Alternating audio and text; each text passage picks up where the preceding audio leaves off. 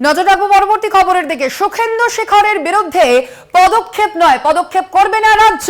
আদালতে মৌখিকভাবে জানালেন রাজ্যের আইনজীবী। টুইট ডিলিট করতে হবে সুখেন্দু শেখরকে। টুইট ডিলিট করার পরে রিপোর্ট জমা দেবে রাজ্য। রাজ্যের প্রস্তাবে রাজি সাংসদের আইনজীবী। বুধবারের মধ্যে এ বিষয়ে অবস্থান জানাতে হবে সাংসদকে, তারপরই আদালত পরবর্তী পদক্ষেপ করবে। গ্রেপ্তারের আশঙ্কায় মামলা করেন এ বিষয়ে সুখেন্দু শেখর রায়।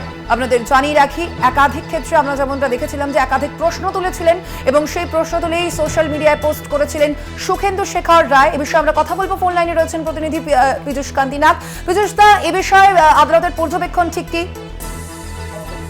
দেখো, সুখেন্দু শেখর রায়ের মামলাটি যখন আদালতে ওঠে তখন আদালতে রাজ্যের আইনজীবী অমিতেশ বন্দ্যোপাধ্যায় পরিষ্কার জানান, যদি সুখেন্দু শেখর রায় তার তৃতীয় টুইটটি প্রত্যাহার করেন এবং সোশ্যাল মিডিয়া থেকে ডিলিট করেন, তাহলে কিন্তু রাজ্য সরকার তার বিরুদ্ধে আর তদন্ত চালাবে না এবং যে এফআইআর এর বিরুদ্ধে তাকে নোটিশ করা হয়েছে সেই বিষয়গুলিতে রাজ্য সরকার আর কোনো পদক্ষেপ গ্রহণ করবে না। এরপরেই সুখেন্দু শেখর রায়ের আইনজীবী তার রাজ্যের এই প্রস্তাবকে মেনে নিয়ে তিনি জানিয়ে দেন যে আজকের মধ্যেই সুখেন্দু শেখর রায় তার তৃতীয় টুইটটি ডিলিট করে দেবেন। তবে তারা বারবার আদালতের কাছে দাবি করতে থাকেন যে আগামীকাল পর্যন্ত আদালত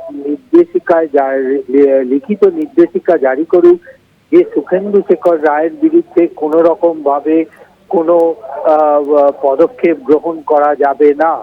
যদিও সুখেন্দু আদালত পরিষ্কার জানিয়ে দিয়েছেন যে আদালত এ বিষয়ে কোনো রকম ভাবে এই মুহূর্তে কোনো নির্দেশিকা জারি করবেন না।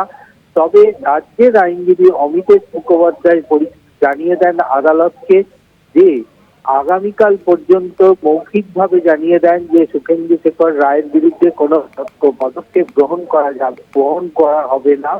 আগামীকাল তিনি টুইট ডিলিট করবার পর পুলিশ প্রশাসনের পক্ষ থেকে একটি রিপোর্ট আদালতে জমা পড়বে, তারপরেই আদালত তার পরবর্তী সিদ্ধান্ত গ্রহণ করবে।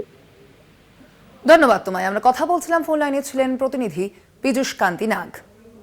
আপনাদের জানিয়ে রাখি, এবার সুখেন্দু শেখর রায় কিন্তু হাইকোর্টের দ্বারস্থ হয় এবং রাজ্যের প্রস্তাবে কিন্তু এবার সুখেন্দু শেখর রায় বুধবারের মধ্যে অবস্থান জানাতে হবে সাংসদকে, এমনটাই বলা হয়েছে আদালতের পক্ষ থেকে।